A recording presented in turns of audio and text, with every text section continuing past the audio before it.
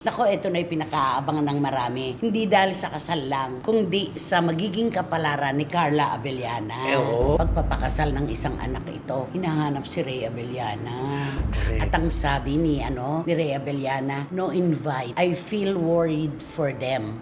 Ano kaya ibig niyang sabihin sa I feel worried for them? Natural po, mga kachika, nung nakaraang taon po, ang sabi namin, magpapasko muna at magbabagong taon sa kanyang tahanan at sa kanyang pamilya, si Anjo Iliana. Ito na, maglalabasan na ang mga kasong isasampa sa kanya. Ayun na nga, tinatanong po ng marami, Tito Vic and Joey, Itbulaga, Jose Manalo, Dabar Cads, itutuloy na raw itong mga panahong ito.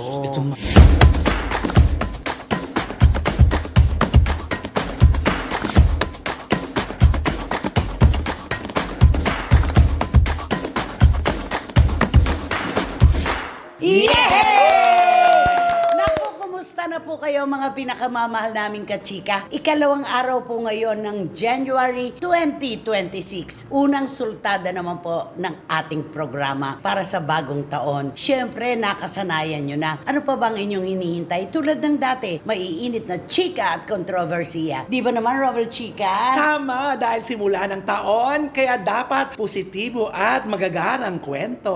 Tunay na tunay. Ito, tingnan natin.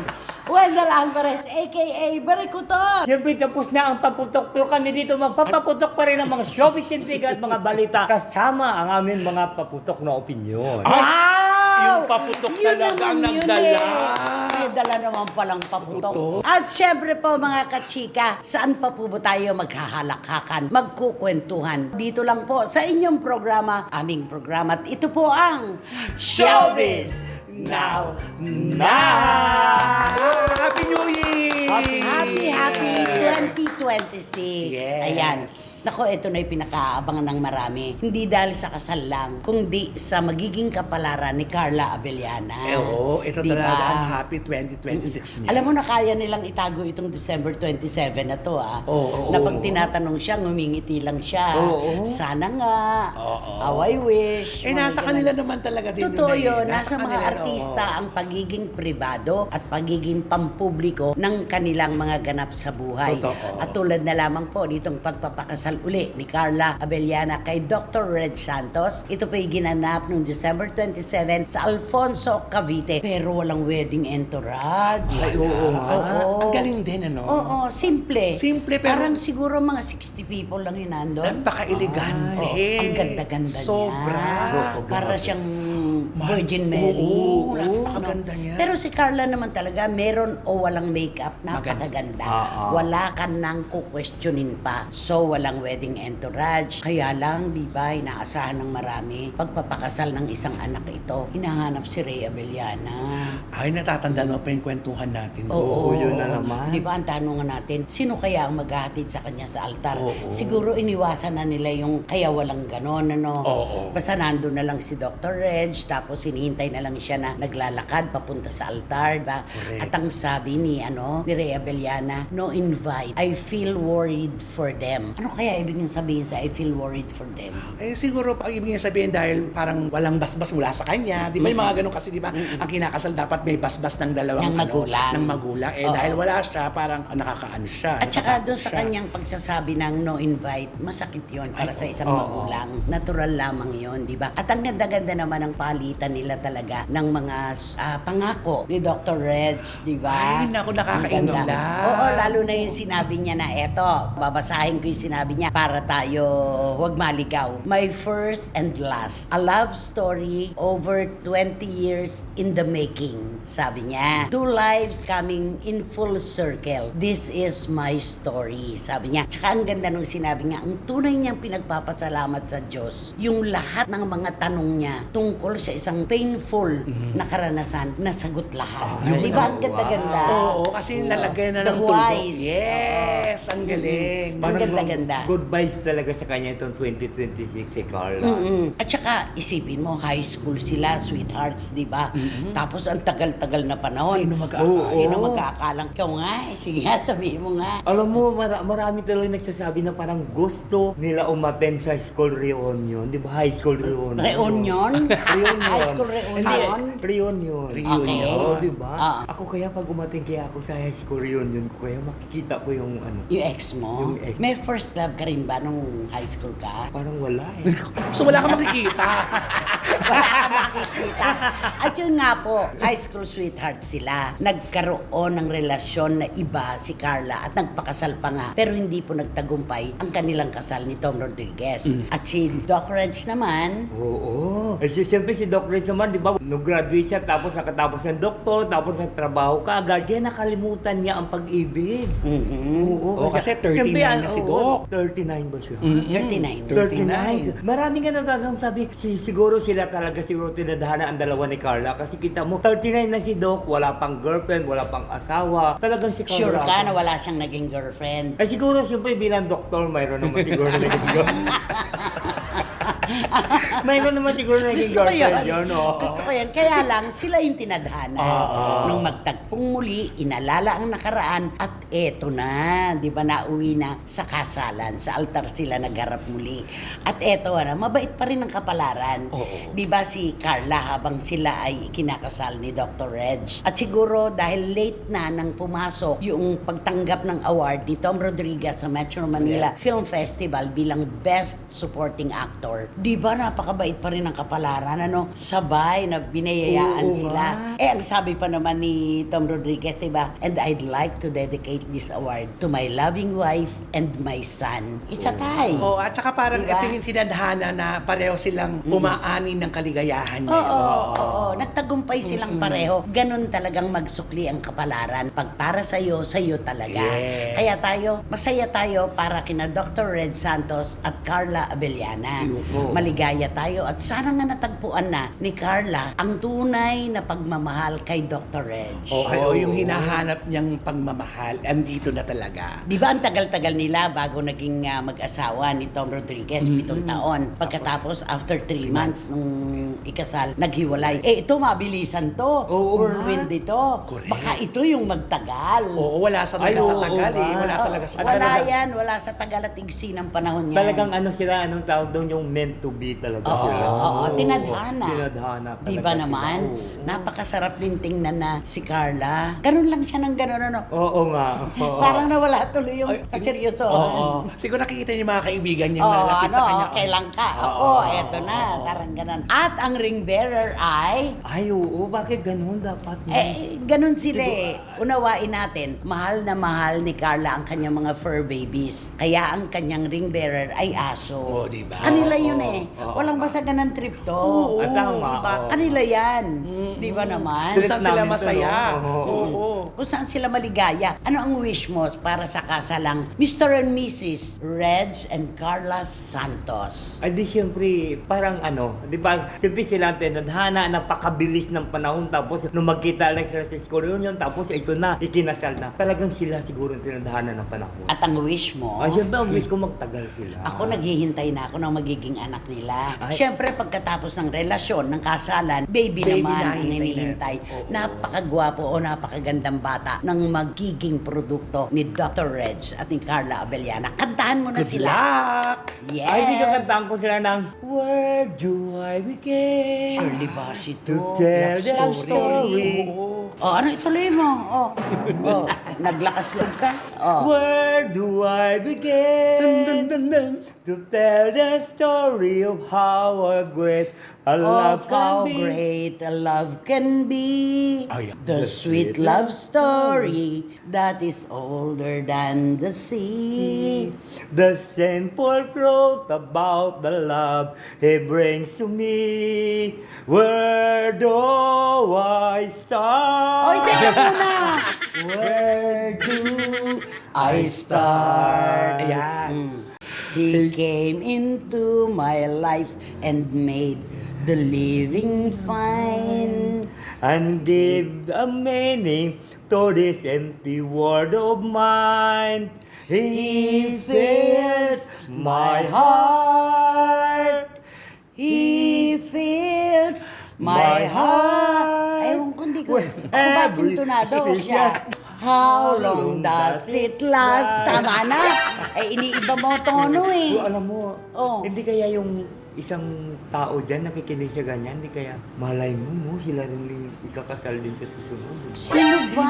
Ano ba yan, Wendy? Matagal nang magkarelasyon ito. Matagal na rin sila na ganyan, di ba? Pero di ba nag-break sila? Hindi kaya baka sa bandang uli magkita. Nagkabalikan ba? Hindi naman sila Naku, si nagkabalikan. Tito Manny Garcia at si Tita Rorsy, kaaga-aga na magtatanong sa akin kung sino ang BI ni Wendy. Siyempre, susundan niya ni Wating-Wating. Ano pa ginagawa ni Tita Ace ng pet market? Ayan, lahat na Sino sila. ba ito? Oh, sige. Halikan na. Alam mo, hindi naman for public consumption yan eh. Oo nga eh. Gusto mo bang mawala ng show? Pero di ba, Ito. di ba napakaganda ng kwento nila, di ba? Ni Carla at saka Eh, ni bakit mo iano si Director? Oh, ito talaga. Ay, napailing tuloy si Director. Sabi, Kakaloka ka. Nako, next episode po, bantayan nyo. Kung 3 pa rin kami. O 2 na lang.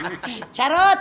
Okay, dito na tayo sa pangalawa. Natural po, mga kachika, nung nakaraang taon po, ang sabi namin, magpapasko muna at magbabagong taon sa kanyang tahanan at sa kanyang pamilya, si Anjo Iliana. Anong inaabangan Naku, ng ating mga kababayan? Dahil pinagpaliban last year, January na ngayon.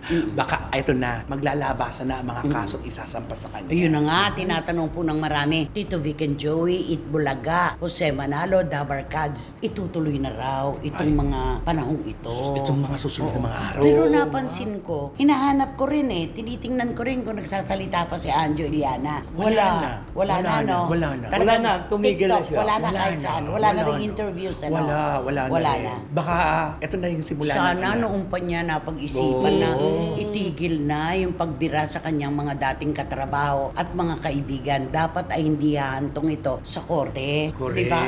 Baka siguro yan yung New Year resolution niya na ayaw niya na magsalita against dun sa mga dabarkad. Pero napansin ko towards the end ng 2025, parang wala na ako napanood. Wala na. Wala na. Oh. Oo. Wala na. Talagang nag-ano na siya. Bumaba na. Nung Wala. una kasi nananakot pa siya, di ba? Ay, yung kasagsagan. Talagang sagot siya. Tuloy Oo, nyo, oo, sabi oo. niya, tuloy nyo yung mga kasong isasampalaban sa akin. Lalo nyong maririnig ang mga hindi ko pa nasasabi. Marami pa akong bubuklatin na kwento dito. Ituloy nyo yan. Nananakot pa kayo? Handa kong harapin yan. Sabi niya, noon yun pero nung papalapit Palapit na, Ay, wala Walay na. ng taon. Oo. Wala na. Wala na talaga. Marami sigurong kaibigan ang nagpayo sa kanya na, Anjo, alam mo, para mapalambot mo ang puso ng mga dati mong kaibigan, na dapat ay tinatanawan mo ng pasasalamat at utang na loob. Oo. Huwag ka nang magsalita. Alam mo, tama yung mga kaibigan niya. Kung may mga kaibigan niya nagpapayo sa kanya. Siguradong meron. At saka parang hindi ko na talaga nakikita. Hindi kaya dinilit niya na yung mga sinasabi niya. Hindi, Di ba? ang pinag-uusapan natin, kung meron pa bang bago. Ay, wala Oo, wala nang na. bago. Wala nang bago. Pero ibig sabihin, di ba, alam mo naman yung mga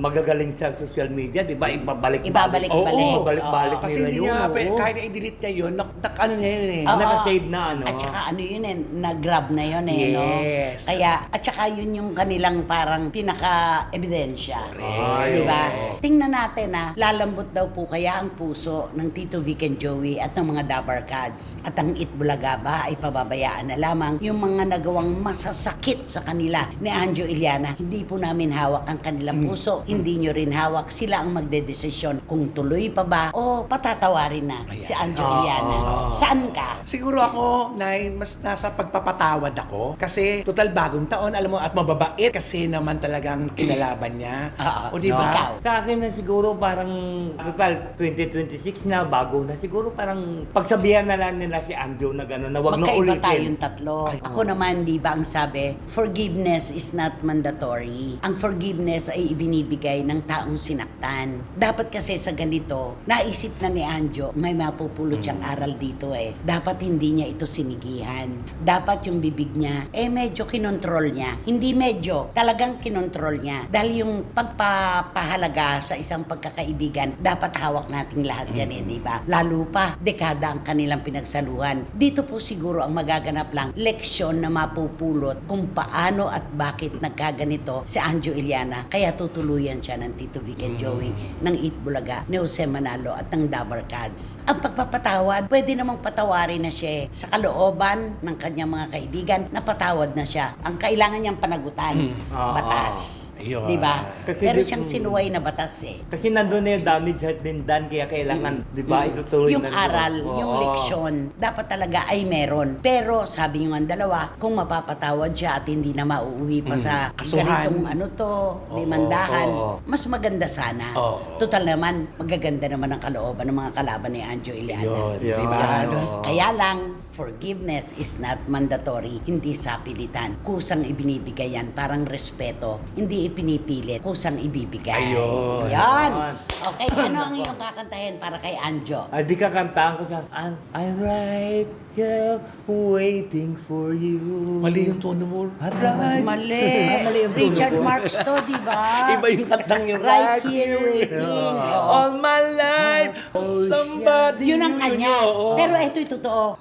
Oceans apart, day after day. And I slowly go insane. I hear your voice on the line, but it does not But it doesn't stop stop the pain. The pain. If I see you, If I see you next to never, never, then how then we how we can can say forever.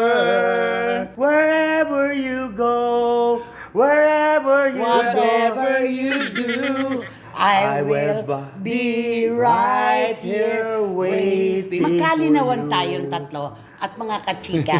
2026 na po ngayon. Buong 2025, pinaliguan tayo at pinakain ni Wendell Alvarez ng maling tono at maling liriko. Papayag po ba tayo na ganyan lang palagi? Ulitin mo ito. wherever you go, whatever you do, I will be right here waiting for you. Whatever it takes, or how my heart breaks, I will be right here waiting for you. Ay, nako, we will wait for you forever. Ala, sino ba kasi yan? Sino ba yan? Sino nga ba yan? Sino ba yan? Nako, itong pag-uusapan natin, ito, Natatawa na ako sa BA na to. eh. itong babaeng ito, sumikat din ito eh. O, Ah. taka, nagkaroon din sila ng awards, di Ay, ba? oo. Sexy kasi siya, Oo. magaling umarte, maganda. Ayun. Maganda, oo. Yan ang mga puhunan Pero niya. ito nakakaloka kasi ito nung mga nagsisimula siya kasi sa pag-aartista. Siyempre, pagka nagsimula ka, siyempre mayroon kang manager. Okay. Di ba, minamanage siya ng kanyang manager para ka... Hindi, minamanage siya ng janitor. para ibig sabihin, pagka mayroon kukuha sa kanya, yung manager talaga Makikipag-usap. ang harap doon. Makikipag-transaksyon. Ayan. Tulungan na lang natin. Siyempre dahil ang manager yung naghahanap sa kanya ng mga trabaho para magkaroon siya ng proyekto, di siyempre ikot yung manager ganon. Tapos ito na. Pagka nakausap mo dyan isang production katulad yung pelikula, siyempre sasabihin ng production niya na, oh, yung alaga mo ha, ito yung papel, ito yung dapat niyang gawin, ganito, ganon. Di siyempre, oo naman siya ng oo. Ito ang schedule. Ito yung schedule at saka ito yung call time niya. Location. Magkano location. Oo naman siya ng oo ma'am, oo. Gano'n, ito na. Di siyempre pupuntahan niya na yung alaga niya. Okay. Di sasabihin, Eto, ganito. Di sasabihin niya, ikaw may shooting ka. Ang shooting mo sa, Bataan. Tapos ang call time mo, alas 2 ng hapon. Di siyempre, sasabihin naman ng babae na, sige, iliwanagin kasi alam mo, parang hindi naman sa pag-ano kasi itong manager niya kasi hindi naman masyado. Pinagdamutan, mahina ang Oo. paningin. Eto nga, nakakatawa. Ako nanghahalo dyan. Ang sabihin niya, nasa Bataan ang shooting. Oo. Nagpunta yung artista. Batangas Batangas. pala. Tapos, humahabol pala sa sunrise. Kaya 2 o'clock yung call time. Para 4 o'clock, 5 o'clock, pagputok ng araw, andun yung Makuha. artista. Ah. Dumating siya alas 2 ng hapon. Ay, Diyos. Kasi yun ang sinabi ng manager. Mali ang Oo. impormasyon Mali ang ng alaga hindi sa mo- manager. Tama yung impormasyon, mali yung naibigay niya doon sa alaga niya. Mali din ang dating sa kanya, Oo. kaya yun ang nasabi niya. Di nag-aaway. Ito na. Di siyempre, alam mo yung bahay kasi nila nasa 3rd floor. Tapos, pagka nandun ka sa baba, sa first floor, dinig na dinig mo yung Sigawan nila. sigawan nila. Ano? Ikaw, kuha ka ng Commission. talent ko. Malaking kinukuha mo commission sa akin. Sabi ng manager, ano? PI, sabi sa kanya. Sabi niya, PI ka. Ganito ko na. Sabi naman, ano? Hindi ko. Kasi nga, hindi niya naririnig kasi Sabi ng ng manager. Ano raw? Ano? Ano raw? Pinipiay na siya. Ano raw? Ano pang Ganun daw. Sabi, ano bang sinasabi nito? Hindi ko alam mo, yung babae, di siyempre galit na galit na. Siyempre, ang kisaya kasi pinapakialaman. Na gano'n. Dapat, sabi Pinakachina. oo, dapat sa tama lang ang pagkuha ng Kung ano yung komisyon. pinag-usapang komisyon. Oo, yun lang yung ano. Alam mo yung manager niya, nakangiti lang, nakaano lang, pero pinagmumura na siya. Pinagmumura na Dahil siya hindi ng niya alaga naririnig. niya. Hindi niya naririnig. Oo. Pinipiay na nga siya eh. Kung ano-anong pagmumura na. Ano raw? Ano raw ang sabi? Ganon. Sigawan sila ng sigawan. Kaya alam na alam doon sa tinitirhan nila pag nag-aaway. Inilalakas lalo ng babae yung boses Oo, niya. at saka akala naman kasi yung pala ang pinag-usapan nila yung commission at saka schedule ng pupuntahan ng Na mali. artista. Madalas sumasablay yung babae sa pagbibigay ng manager ng schedule na mali. Yeah. Kunwari, alas 3, ang dinig niya alas 6. Oo. Darating ng 6, 3 pala, ganon. O Batangas, nagiging Bataan. Ang hirap Ang hirap talaga ng sitwasyon nilang dalawa. Kaya ng bandang uli, para magkaintindihan, yung coordinator na lang ang umaano doon sa Direkta. babae, direkta noon. Tapos sa kanya, sinusulat na lang ng coordinator, ito yung kailangan bumili ka ng notebook para isulat mo yung schedule at pakita mo doon sa alaga mo. Ganun ang ginawa. Pentel pen ang gamitin mo para malalaki. Ang laki. Diba? Oo. Nako, marami po siguro sa inyo ang nagtataka. Sino ba itong magandang actress na to? Na sexy at maganda talaga. Magbigayan na tayo ng clue. Okay. Ay. Ang apelido nito si Kat. Isang bayani. Oo. Okay. Ikaw. Ay, nako, siguro madali nila makuha ito. Kasi nag-break sila nito sa sa water Break water. Napapanahon mo siya ngayon dahil isang napakagandang pangyayari ang naganap sa kanyang buhay. Tinulungan siya ng isang magaling na director, actor, producer. Ayun. Ay, oo. Muli siyang binigyan ng panibagong pananaw sa buhay, di ba? Oo. Kamukha niya si Julia Roberts. Mahusay ito. Magaling Oo. to. Magaling, babae to. oo. Ang galing niya. Eh, yun ang manager. Ayan. Lagot ka. Ayan, ang manager nandyan. Andyan. Oo, andyan lang sa may... Hindi daw, sabi ni Wendell, okay lang, di naman niya tayo narinig. Tatanungin niya lang naman yan Ano daw sinasabi nila? Mabait ang manager, mabait yung manager. Chopper ba ito? Kaya naman.